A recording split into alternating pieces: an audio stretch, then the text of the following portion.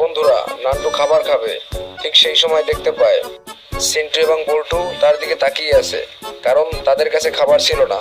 তারা দুজনে একটি মাত্র কেক ভাগ করে দুজনে খাচ্ছিল। এটা দেখে তার অনেক মায়া লাগে এবং সে হিসাব করে দেখে যে খাবার আছে তা দিয়ে তিনজনে খেতে পারবে কিনা। তারপরে নান্টু একটা হাসি দিয়ে তাদেরকে খাবার জন্য ডাক দেয়। এবার সিন্টু এবং বল্টু ডাক দেওয়া মাত্র চলে আসে এবং তারা হাত ধোয়া শুরু করে। এবং হাত ধোয়া শেষ হলে নান্টু তার খাবারের প্লেটগুলো তাদের সামনে রাখে এবং নান্টু বোতলের মুখ খুলে পানি খাচ্ছিল। পানি খাওয়া শেষ হলে নান্টু দেখে, এই! তার আগে বন্ধুরা, তোমার রবের নামটি গর্বের সাথে কমেন্ট বক্সে লিখে দাও এবং ভিডিওটি যদি ভালো লেগে থাকে একটি লাইক দাও এবং চ্যানেলটি সাবস্ক্রাইব করে আমাদের সাথেই থাকো।